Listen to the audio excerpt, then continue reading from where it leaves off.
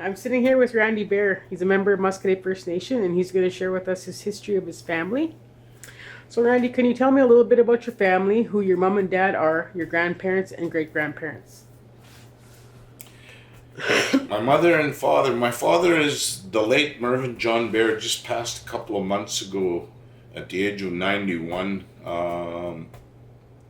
He was, for the most part, a farmer all of his life, so I grew up on the farm, family farm. He's also a Korean War veteran, and he also served his community on council for a number of years. His dad was Walter Bear Sr. and Lena Sais, who hailed from the Glen Mary district just east of us here, a half-breed settlement. My mom is Muriel Joyce Bear, everybody knows her as Joyce.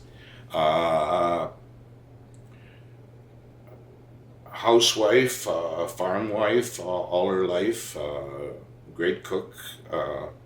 And her parents are Ingram Bear and Sarah Falster.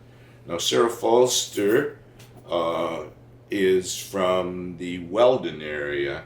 Her family comes from the Orkney Islands in Scotland.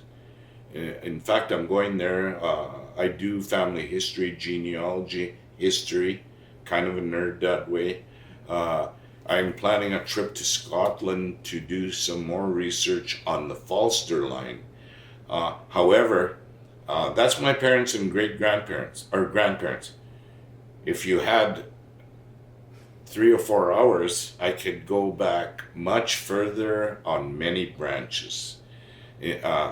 For example, on my Granny Lena Sais's side, I can go back all the way 500 years to Geneva, Switzerland, to my 13th great grandmother. So I've been working on family trees, family history for about 20 years. I'm trying to write history of Muscoda, but I've been re-engaged lately for the past year. Went back to work, and I've been so busy, I haven't had time to continue writing my book of Muscoda history, but I will get it done. Nice. So, can you tell me who your dad's siblings are and your mom's siblings? Oh my goodness. Okay, well, I'll start with mom because that's quite easy. Mm-hmm. My mom had 2 brothers, the late Billy Bear and the late Chester Orville Bear. She had 2 brothers, no sisters. Now my dad, on the other hand, is a huge family for the simple reason that my grandpa Walter was married twice. Initially, he was first married to a lady by the name of Maud Ballantine. Not Ballantine, Ballandine. Ballendine. And ironically, she was from the Glen Mary district, and they had 6 children together. Then she passed. And then my grandpa Walter married another lady from the Glen Mary settlement, Lena Sais, and together they had 12 children. Or 11. So 17 total. Brothers and sisters in my dad family. 3 did die. 2 died at birth, and 1 died when he was 7. Ironically, on his 7th birthday. And so I have a large extended family on my dad's side. My Uncle Chester on my mom's side never married, never had any kids, and Uncle Billy had 5. So I've only got a few cousins on my mom's side, but on my dad's side, we're all over. And just an example, one of my dad's older sisters, Nellie, married a fella from Ontario by the name of Demons. And she moved to Ontario in 1957.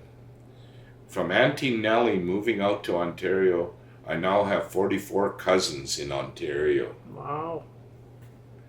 So, and it wasn't uncommon back in the days before TV and computers and everything to have huge families. Yeah. I know of a couple of other families on Muscadet where there were 17 kids. So it wasn't uncommon. Nice. So who are your siblings?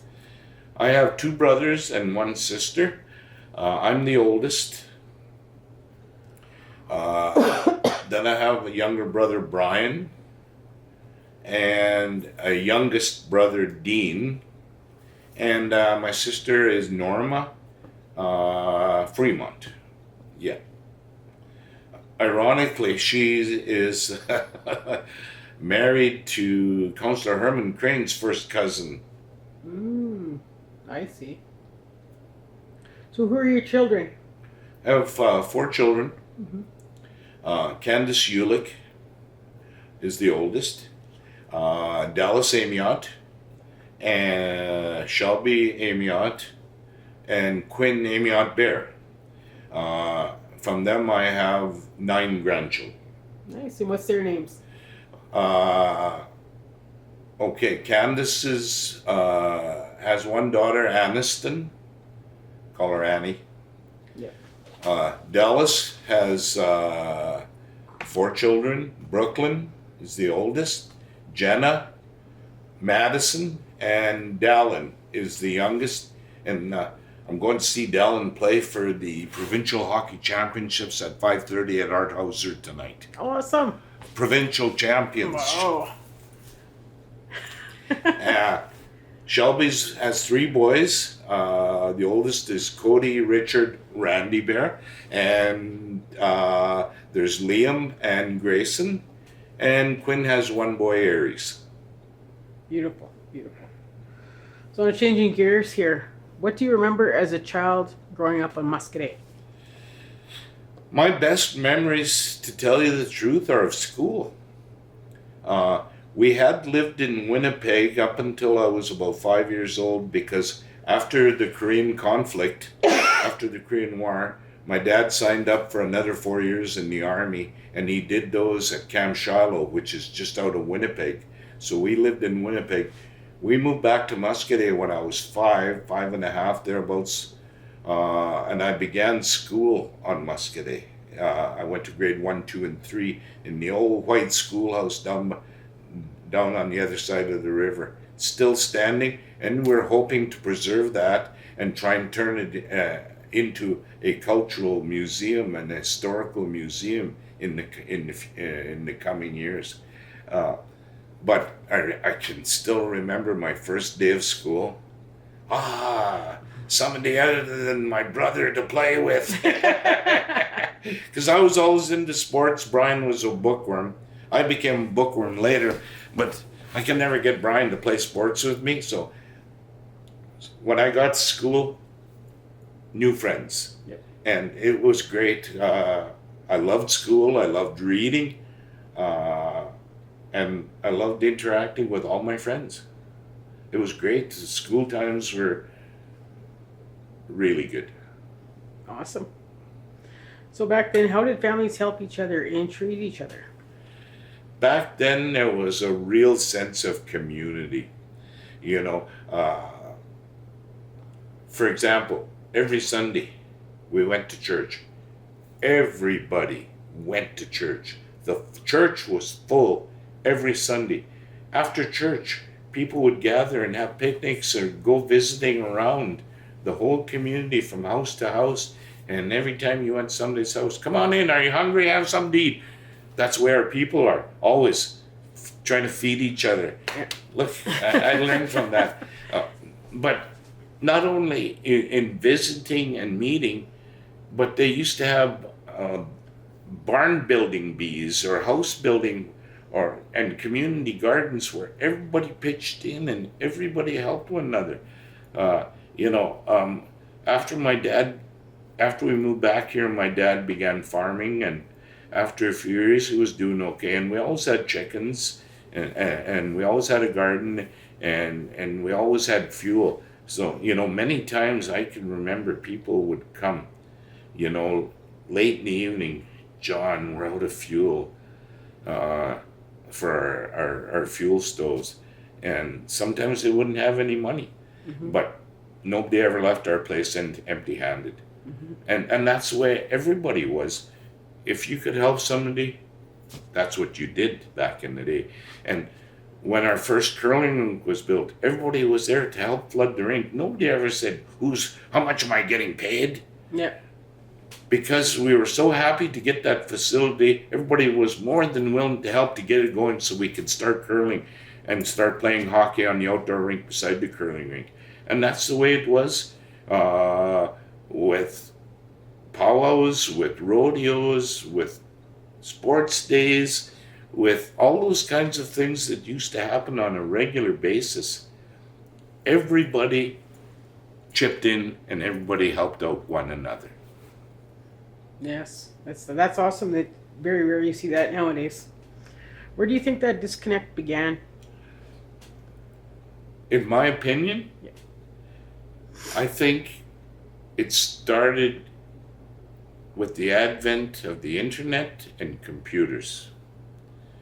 We never had that growing up and we weren't worried about it. We were always outside playing or building or doing something. Yeah. You know, once computers became more and more prevalent and people started getting them, and the gaming. There's a word for people who game for hours and hours and hours, and it's an addiction. They call it digital heroin, because these kids get addicted to these games, and they lose all sight of sports and other activities, and get immersed in these games and in the internet. That's where, in my opinion, when the disconnect started to happen.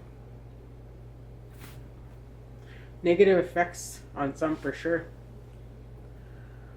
So were there any sporting events when you were growing up? Plenty. One of the first things I remember was going with my dad to see the reserve hockey team, senior hockey team play. And they were called the JSR Braves back then, the John Smith Reserve Braves. And being a sports nut and having watched hockey with my dad ever since I was 6 years old on TV, you know, I dreamed someday of playing for the Braves, you know, when I was a little guy growing up. And I went to lots of games. And back then I remember before we had a curling rink, a lot of people used to go to Fenton, which is only 4 miles south, to curl there. Some even went to Steep Creek. We used to have sports days. We used to have a sports day, and where there'd be ball games, and there would be three-legged races and sack races and foot races and tug wars and those kinds of things. I remember going to those sports days. Later on in 1971, the Reserve built a curling rink. Now that was one of the best things that ever happened to Muscogee in the early 70s, because the whole community bought in to curling, and everybody got involved and started to learn. And I'll tell you, we developed some very, very good curlers out here. Back then, they used to have the FSIN provincial playoffs, and they would have it in high school, men's, women's, mixed. For years, we won every category for many years. We were known provincially in Indian country as the best curlers around. And slowly, you know, others start to catch up. And now they have the Aboriginal Curling Championships in Saskatoon, which I played in many times. And it's just awesome to see the Indian talent. Because one thing about us Indians, we hate to lose. We're competitive as hell. We do not like to lose. Sometimes bordering on unsportsmanlike even. I remember my grandpa, when we first formed the Muscogee Eagles Fastball Club would have been 1973. My Musham Ingram, when I first got my first uniform for the Eagles, telling me, you know, my boy, he said, when I was young, we had a ball team out here too. He said, but we played baseball. You guys played fastball. We played baseball. He said, we had a good team. He said, all these teams around, Steep Creek, Birch Hills, Davis, Fenton, PA, St. Louis, none of them could beat us. He said, they would get mad as hell, but they couldn't beat us, he said. So, over the years, we've had good hockey. Then when I was 16, the coach, the late Donald Bear, asked me in the fall, you want to play for the Braves this year? Well, I was on cloud nine. And the first time I pulled on that green jersey, I'll never forget. It was awesome. And we had a pretty darn good team for a lot of years. We played in what they called the Northern Indian Hockey League, NIHL. And there was teams from James Smith, John Smith here, Muscadet, Sturgeon Lake, Little Red, Montreal Lake, and La Ronge. The La Ronge trip was the highlight of the season. Yeah. Yeah, because it was good hockey. I'll tell you, it was really good hockey. Some fierce rivalries, especially with our brothers to the east over here, because every time you played, you can be assured there might be a brawl. But off the ice, we were good friends. It's just the competitive nature of us Indian people. Mm-hmm. We like to win, we don't like to lose. That's right. So back then. Also there was rodeos. Okay, yeah. Yeah, there was rodeos. Way back in the early 70s too, there was a powwow for 2 or 3 years just over north of the school, where the new school is now, and east of where Troy Bear lives. And there was a racetrack there. There used to be horse races, and that's where the first 3 powwows happened, in that location. I remember the late Andrew and Christina Bear had a lot to do with, the late Nancy Crane had a lot to do with putting on that powwow. And then it kind of died out. It got resurrected in 1990, and we've had it ever since 1990. But those are early memories of our first powwow. Yeah. So everyone, yeah, I've heard people mention about the rodeos and whatnot, but like, how did they, like rodeo, can you explain what they did? Well, there was a fella out by Weldon who had stock that he raised for rodeo, bucking broncos, bulls, and that kind of thing. The 1 year in summer employment for students, myself and Delbert Bear, who I also call Musham, Delbert, worked with his late dad in building corrals and a facility for the rodeo. And it was located where the old daycare is, where Corey Peterson lives now, and where Clayton Crane lived now along Village Drive there. Mm-hmm. And we built corrals, and George Folland would bring in his stock, and we would have a rodeo, bucking broncos, bulls, calf riding, and those kinds of things, events associated with a rodeo. Nice. I could tell a funny story, but I don't know if Edwin would want me to, so I better not. You don't want to? Okay. Okay. That Sunday morning of the rodeo, some guys convinced Edwin Drever to ride a bull. He come flying out. He finally gave in. So they got him up on this bull. It come flying out of the chute, made a beeline and stopped dead, and Edwin went head over heels, and the mud had all been plowed and cultivated there for soft landings and stuff. He went face first into the mud, come up totally black, and the crowd loved it. Sorry, Edwin, I had to tell that story. It's funny. So there was lots of sporting events. There was hockey, there was curling, there was ball. There so those were more for males, though. Did any females join in anymore?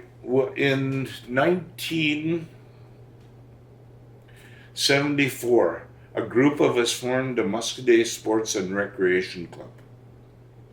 and council gave us a quarter section of land revenue to run it, and they gave us a building. Now, some of you will remember the old teacherage down by where Audrey Drever lives now. Down by there was two schools. There was the little school, grade 1, 2, and 3, and then there was a bigger school for grades 5 to 8. And the teacher there was a teacherage by the little school, and there was one kind of almost where Audrey Drever lives right now. And it was empty, so council let us use that building. So we turned it into a rec center for kids.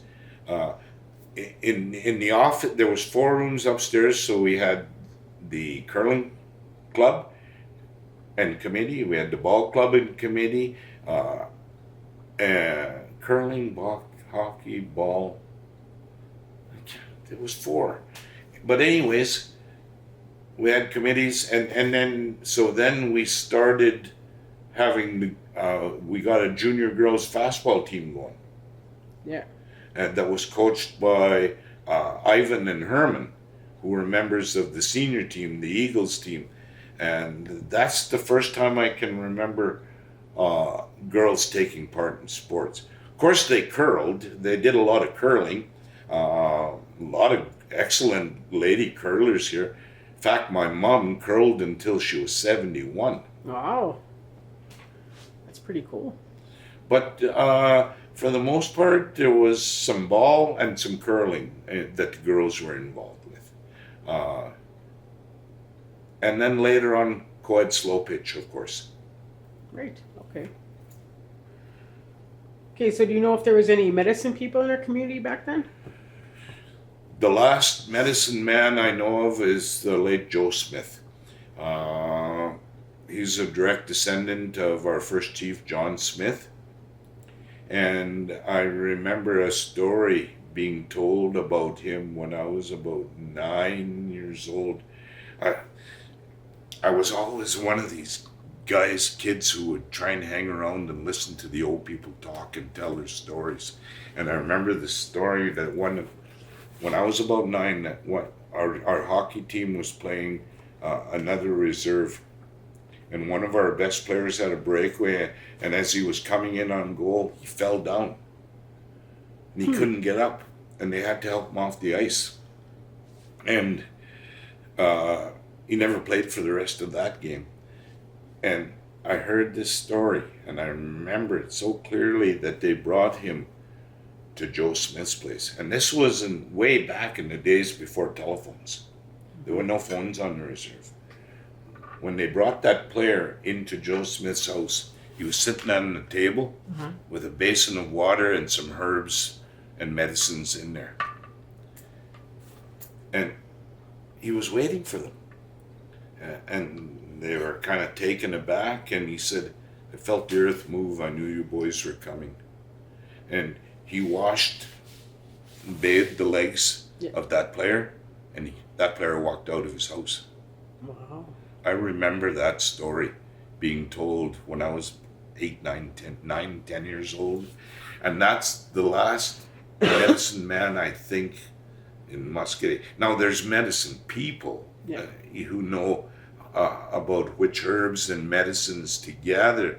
And it's slowly coming back. Slowly, people are learning that. But as a medicine man, per se, I believe Joe Smith was the last medicine man on Muscadet that I can think of. Nice. This is interesting. So back then, where did people shop for their goods and services, and how did they maintain foods for their homes? First of all, back then, everybody grew a garden. You had to. Everybody had to, and everybody had a garden: potatoes, carrots, onions, corn, carrot, lettuce, and whatever. And people used to grow them and have just about everybody had a root cellar in their house to store them. A lot of berry picking, lots of berry picking and preserves. A lot of the women did canning. Pardon me.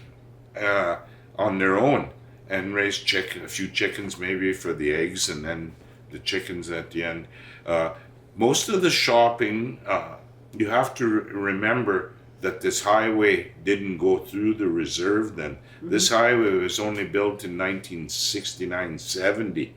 So prior to that, I would think that most of the people would have gone to Prince Albert, although it was quite a ways to get there before the highway. Probably took just about 45 minutes to an hour going by the grid road system. Yeah. Or if you wanted to go to Birch Hills, you could go to Fenton and go around to Birch Hills to shop. There was also just 4 miles west of the reserve boundary on the west side, down the grid road, there was a little hamlet called Davis. There was a elevator there, a grain elevator. There was a CN rail station there, and there was a general store. Now the general store sold just about everything: hardware, nails, a little bit of farming tools and stuff, groceries, gas, fuel, all those kinds of things that an ordinary general store would have. And a lot of people shopped there, and there was a post office there too. Everybody got their mail. I remember my first address was Randy Bear, Davis, Sask. There wasn't even a postal codes back then. So we did some shopping there, but I think a majority of the major shopping was done in Prince Albert and maybe a little bit in Birch Hills. So back then, people were more self-sufficient and willing to take care of their foods and their needs themselves. Absolutely. And that's what we have to get back to. We have to teach our people to feed themselves again. Because now, 80% of the produce, fruits and vegetables we get comes from California and Mexico. They're not real natural. They're forced fed and forced grown fast, and they're loaded with preservatives and chemicals. It's not good for us. Not good for us. So we have to get back to feeding ourselves, especially with the price of food nowadays. I was looking at a prime rib roast Friday when I went grocery shopping. Not even a great big roast. $99. Wow. For a roast. Unreal. It's unreal, and it's going to get worse. It's only supposed to get worse on April 1st, I thought. So it's going up like 23% for everything. Well, not only that, we've suffered drought in the last couple of years, and if the farmers don't get crops, the supply goes down, the demand goes up, the price goes way up. So I'm hoping the farmers get better crops this year, because if they have another bad one, food's going to get way more expensive. Yeah, I can't even imagine. Like even now, we have people out here who are struggling for that. Oh, absolutely. Like a simple thing, like I went to buy some air freshener, simple air freshener, $7. A box of garbage bags, $10. Mm-hmm. It's like, that tells me I have to cut back on my garbage and start composting. Mm-hmm. Yeah, for sure. So, can you explain to me where you went to school, what you remember about going to school, if it be on Muscadet or Prince Albert or wherever else, and what was it like?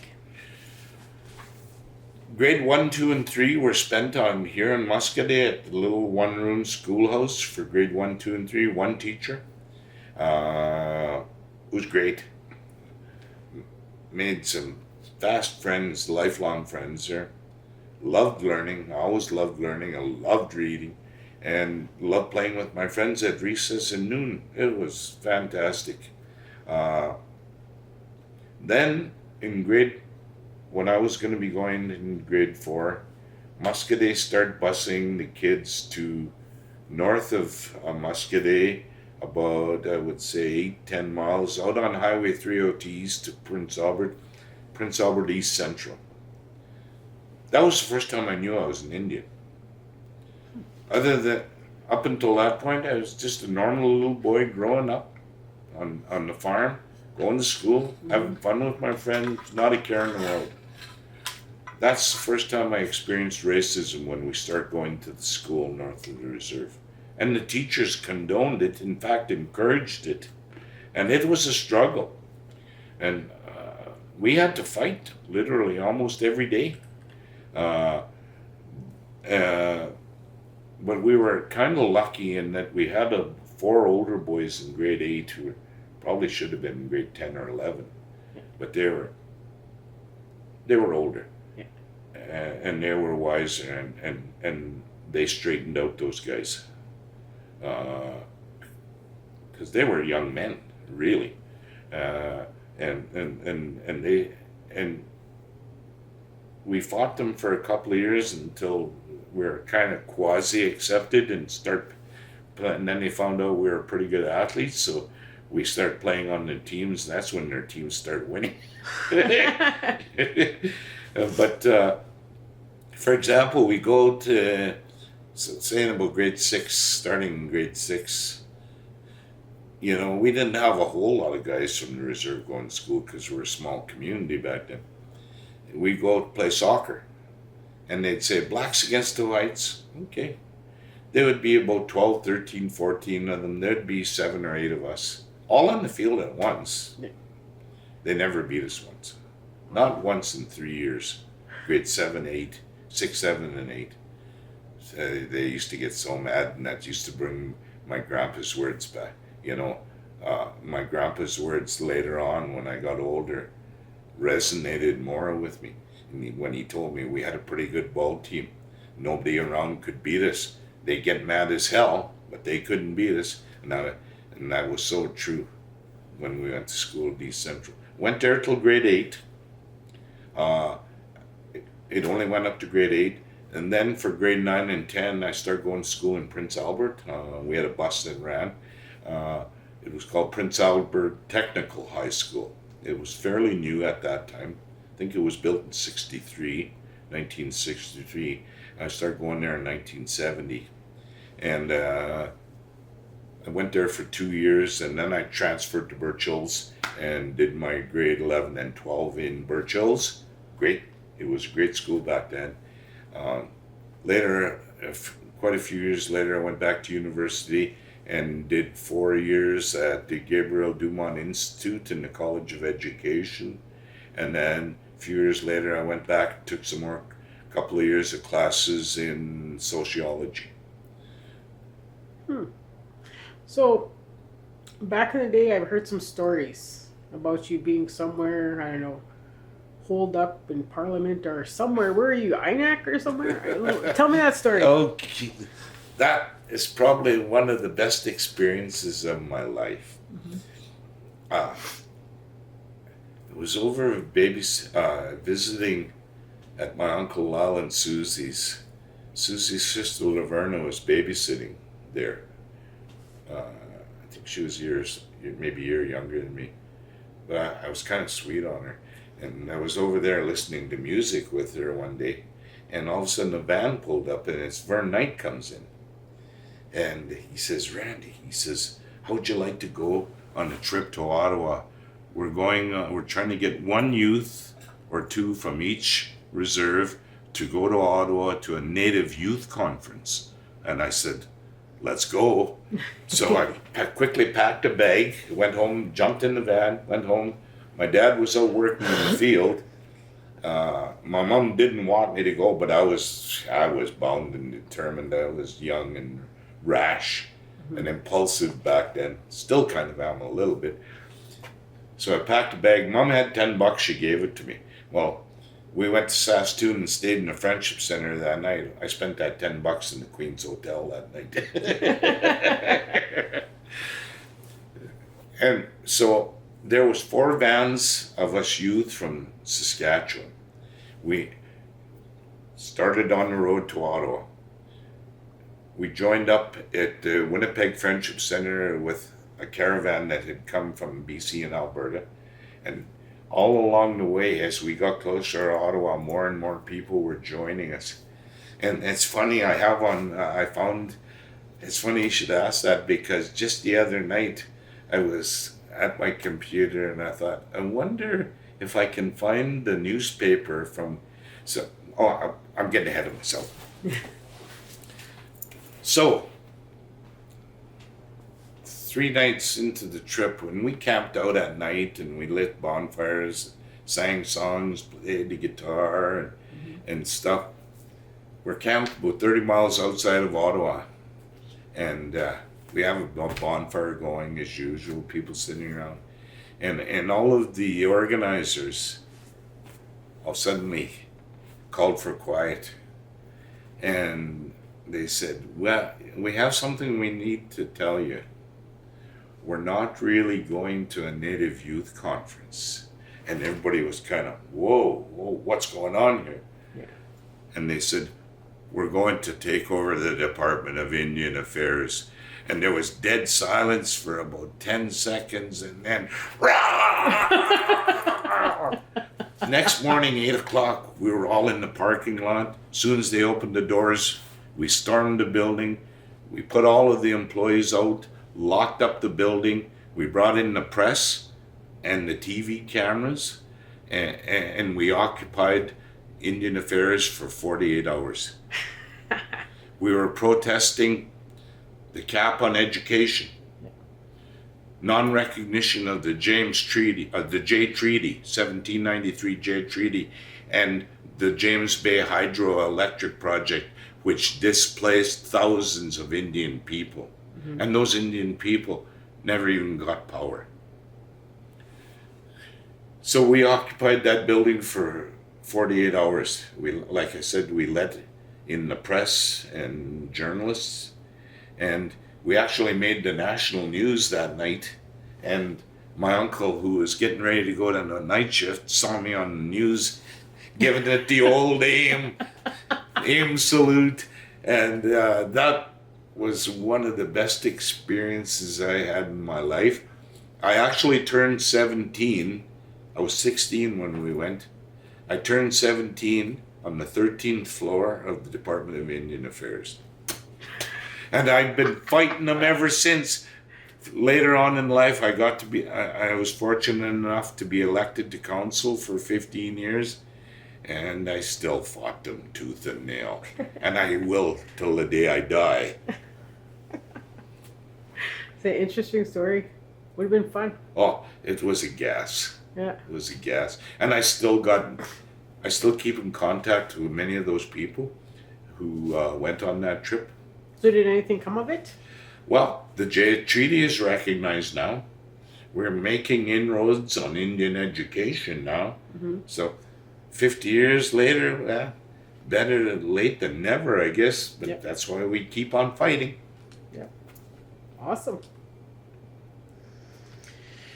Okay. So, how far back do you remember who chief and council were, and how did leadership work back then? Well, I can remember the succession of chiefs because, like I said, I'm a historian and I've helped to update the Muscadet website. So I remember all the chiefs and the order that they went in. In the 50s and 60s, I can't quite remember the order because there was 2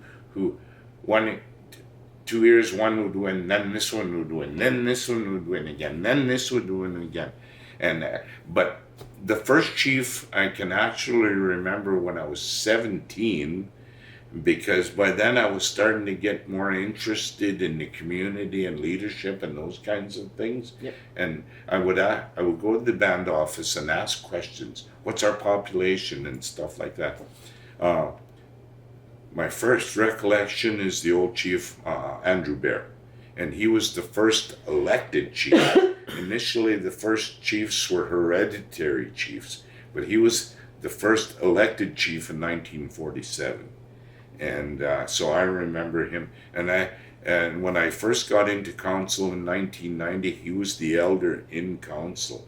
So we had his experience and wisdom to draw on as a council back then.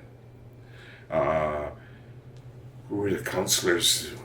There was my dad was on council with him. The late Ivan Bear was on council. The late Victor Bear was on council. No, he was the welfare administrator.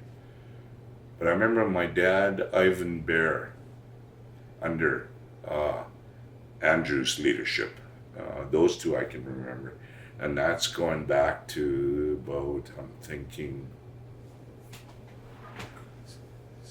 1970, 71, around in there. Awesome. Okay, let's see. Can you explain the history of Muscadet in your own words? How did you feel? What was it like? The progression of it. Well, as I said before, I've attempted to write the history of Muscadet, so I've done many hours of reading and research on the families and where they come from, where they originated. Most of our people moved west with the fur trade going back into the early 1800s and throughout the 1800s as the fur trade came west. And most of our family names came from that way, from Red River, from the Paw, from Cumberland House. Most of our families come that route. My particular family, like I said, I can go back long ways on many of my families. But what I know of the history of Muscadet is people were always farmers here. There were many people when the reserve was first surveyed and formed in 1876 who already had experience in farming. And like I said, every home had a garden, and most had a cow, a milk cow, a few chickens and everything like that. And you know, it was from all accounts and all the stories I read, it was absolutely beautiful place to grow up. Now, I don't know a whole lot of the history leading up to 1960, but after that I remember a band farm, you know, and I remember all the sports. I remember the chiefs and councils and some of the more prominent figures in Muscadet. So I have a really good understanding of Muscadet's history and where the people come from. Not so much as events that took place, but more so of the family groups and families and their history and that kind of thing. You know, as I got a little older, I have a pretty good memory, so you know, I can start remembering things on a regular basis from the time I was 12, 13, around 1970. So from then on, I have a really good knowledge of what has occurred in Muscadet over the years. Awesome. Well, we look forward to your book. I'm writing a non. That one is going to be nonfiction. It's going to be historical. Yeah. I'm also writing a fictional book. It's called Fire Dance. And it's kind of like the Lord of the Rings trilogy. It's like 3 mini books in one big book. Yeah. The first one is called The Way We Were. And it starts out about 500 years ago, before European contact with the settlers, the way things were, the way that I have perceived them based on history and what I could research. Second book will be kind of present day, the fast-paced internet, all computer, artificial intelligence, all of this. And I had a dream about 25 years ago that I dreamt that we're not looking after Mother Earth properly. Yeah. All the pollution, everything that gets the white society wants to take everything for cash. Money is the god, and everything is done for money with no regard to the environment or Mother Earth. And Mother Earth can only take so much. It's like this bottle of water. You can only fill it up so much. After that, if say there was a hose going in here wrapped around here, and you keep, once it's full and you keep putting more water in, pretty soon it's going to burst. So I believe the metaphor that dream was Mother Earth can only take so much, and at some point, and it's happened in the past. Yeah. If you look over history, she's rebooted and started over again. And so in my book, there's going to be a global catastrophe. And if you've ever read anything by Stephen King, read The Stand. I haven't. There was in that book, there was a global pandemic. Yep. And only 1% of the people lived. Wow. And they slowly found each other and got together and started over again. In my vision, the same thing happened.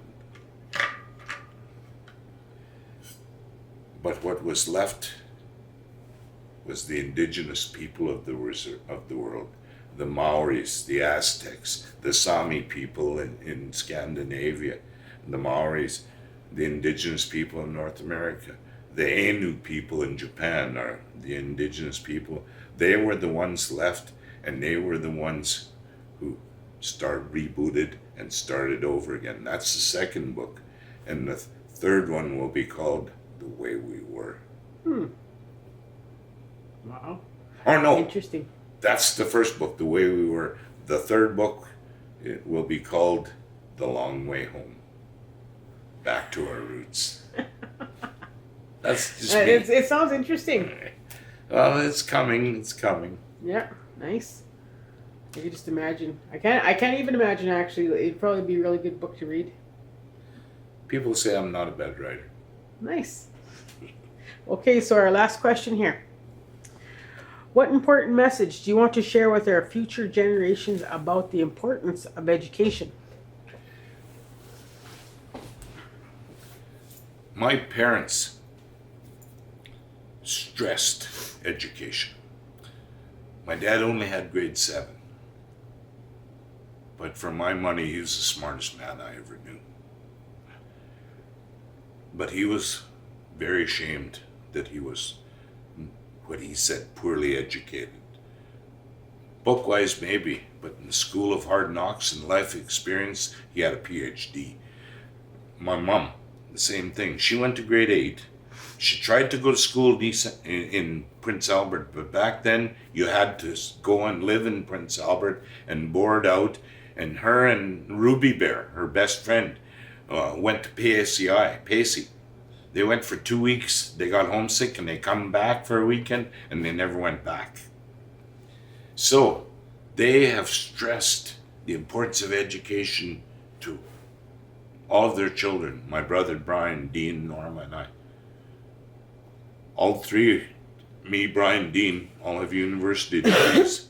Norma has formal training in a couple of different areas. To our youth, education is everything. You have to do it.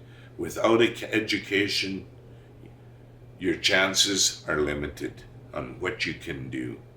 Once you have that education in your back pocket, it's there for life. Nobody can take it from you. And the more education you get, the better you will do. It's this world is tough to get work. And if you don't have skills and education, it's going to make it so much harder. So I stress to the children and the youth, go to school. Go to school, girls and boys. Get your education and dream big. We have doctors, we have lawyers, we have PhDs on Muscadet now. You can do it. We can all do it. Go to school, girls and boys. You'll never be sorry. Great.